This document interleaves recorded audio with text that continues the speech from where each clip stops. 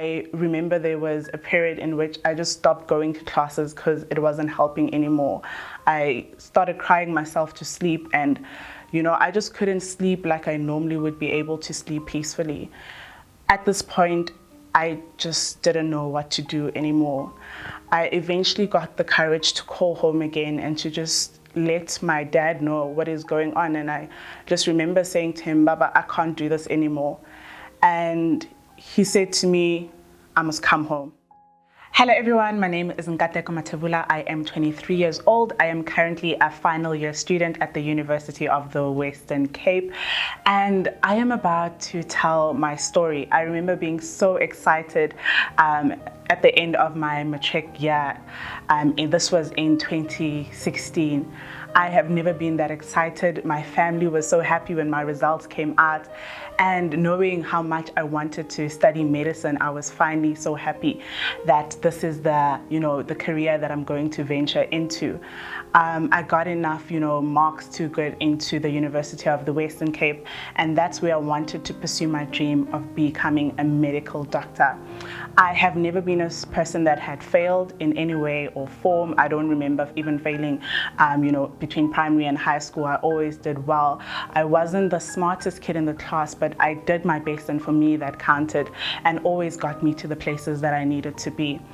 I remember being just so excited to start my first year at the University of Witwatersrand, and just knowing about how prestigious that university is, I was so excited to be one of those people to get into there. But I didn't know just how difficult that degree would prove to be.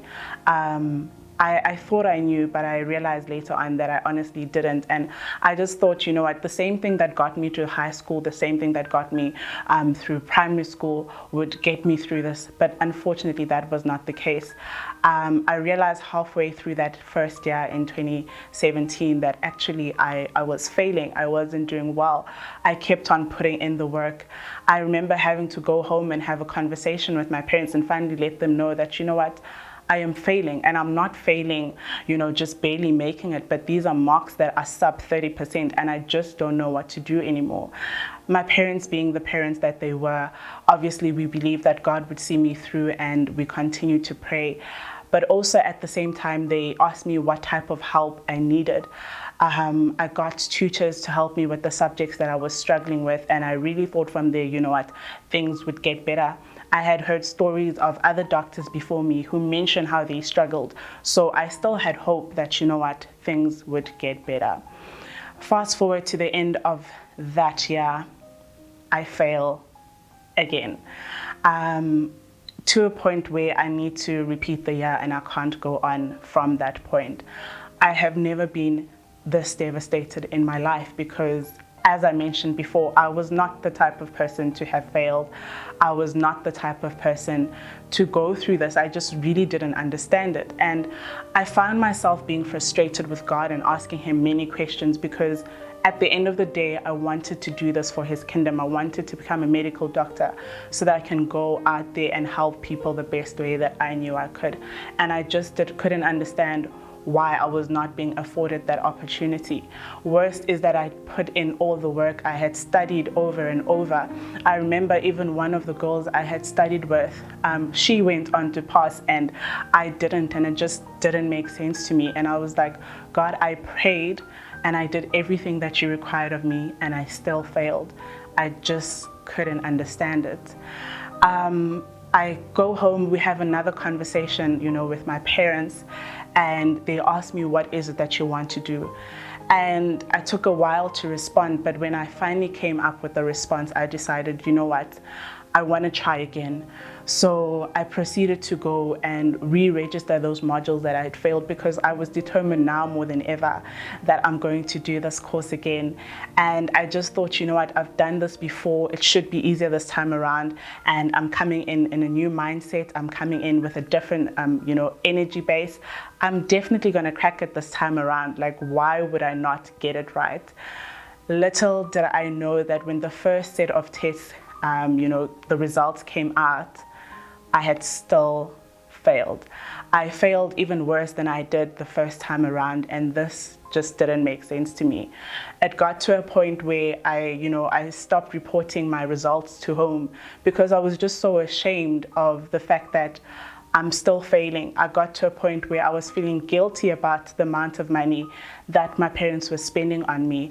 An example is the fact that, the school fees to study medicine, I think a year was around 72,000 Rand, and you start to count, including res as well, that's an additional 60,000 Rand, and you just start to calculate all this money that you are technically just throwing down the drain, which is how I felt. I remember there was a period in which I just stopped going to classes because it wasn't helping anymore. I started crying myself to sleep, and I just couldn't sleep like I normally would be able to sleep peacefully. At this point, I just didn't know what to do anymore. I eventually got the courage to call home again and to just let my dad know what is going on. And I just remember saying to him, "Baba, I can't do this anymore." And he said to me, "I must come home." And that's exactly what I did. I dropped everything. I went back to medical school and I told them, I'm not doing this anymore. Can you please deregister all my courses? I'm done. I don't want to carry on anymore. Before I had actually decided that I was done, when I was feeling as low as I was, I did, go to the CCDU department, which is the counseling department, and that's where the lady had let me know to say I must consider getting more professional help because she doesn't think that I am okay. So I had known at that point that, I might be suffering from some form of depression, but I just thought, if I get out and move to a different environment, then things would be different. And so I thought going home would make things better. But also at the same time, I knew that going home doesn't solve all the problems. It doesn't fix everything that I'm going through, simply because the question of what am I going to do with my life is one that I still couldn't answer. I thought going home would at least give me some peace to know that I'm surrounded by people that I know love me. However, it didn't. It just made things worse. When everybody would go to work and my siblings would go to school, I would be left in the house by myself just with my thoughts, and my thoughts just got darker and darker. I remember in that moment just wanting to die. I remember in that moment just wanting to disappear. I remember just wanting to feel like I'm not a burden anymore, that nobody has to worry about me, that, sometimes I would hear my parents pray for me in the evening, and I know they meant it with a good heart, but for me it was just a matter of they need to pray for me all this time, and I'm just feeling like a burden. Imagine if they didn't have to do all of those things anymore. And I know a lot of people feel as though, it's just school. So that's why I never spoke about it for the longest time, because I was like, how on earth can school depress you? How on earth can school get you to this point? But also at the same time, there were so many cases that I had heard of in that year of people that were, jumping off buildings, or people that just wouldn't come back. And I knew there was just something wrong in the system that you couldn't even scream for help. So I stayed that year at home, and I spent the last few months of 2018 just trying to apply and see if varsities would accept me. And I thought, since I had failed in medicine, maybe let me try psychology, because it was one of the courses that I did in my first year that I actually passed, even though it was not a major course. So I decided to apply for that. But another thing that got me, just feeling worthless is the fact that all the 8, different varsities that I had applied to declined me on the basis that I had failed at vets before. They hardly regarded my matric results, which were really good, and they just decided to decline me based on the fact that I had failed before. And at this point, I just didn't know what my future looked like until I received that one email that changed everything for me. UWC had decided that they would give me a chance. And so I remember my parents were extremely worried about me going to Cape Town, because I think as much as I didn't speak about being depressed, but me sleeping as often as I was, me struggling to sleep in the night, and me just being the negative person that I was all the time. They knew that had I been away from them, the chances of me taking my life actually got higher and higher.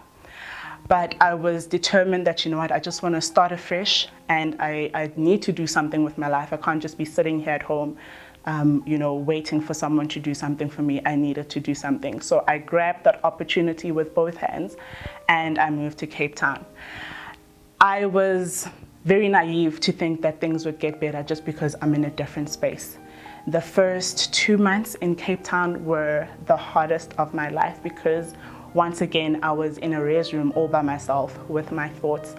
And I remember the one night, one of the girls at our church youth, she called and she was just in a state and she also wanted to take her life. And being the person that I am and having heard all the sermons all my life, I was able to convince her to say, you know, suicide is not wrong because you hear this every day.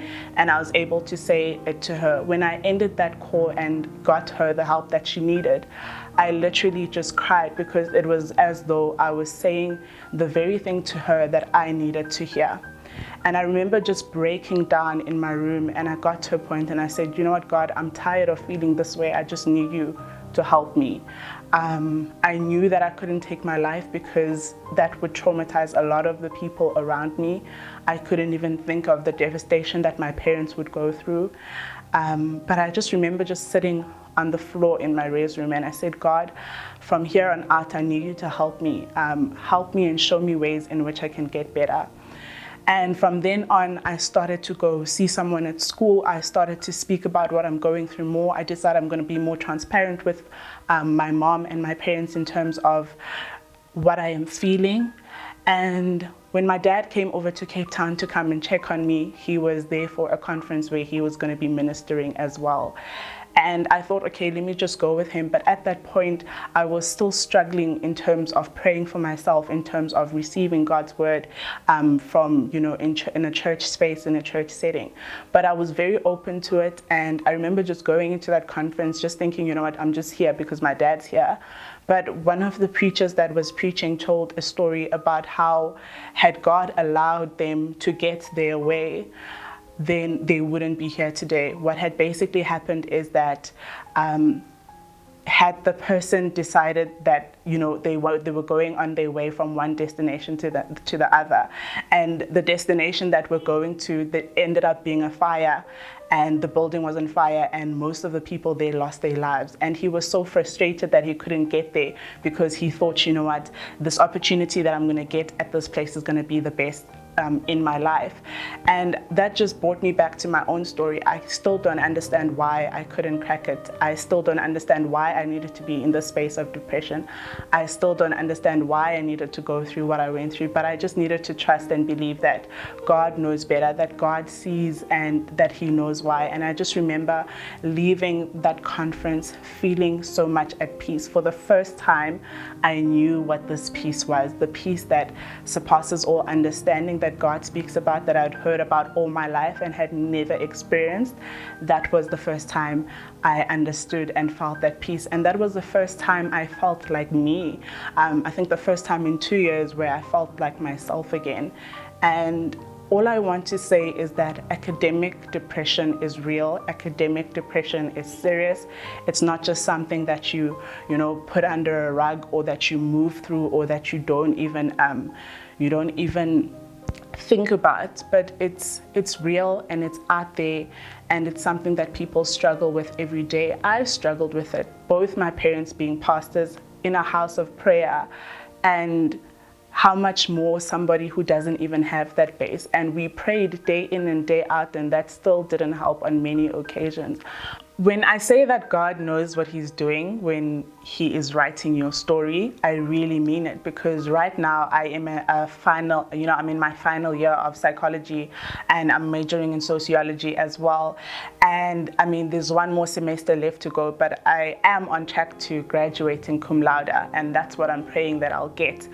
And I could not have written a better story myself. I could not have ever imagined that this is something that is in store for me. And looking back at the medicine profession, I realized that, you know what, actually maybe this is not for me. But all I know is that God has me exactly where He wanted me. All I want to let you know is that God has a plan for your life. It may not make sense to you.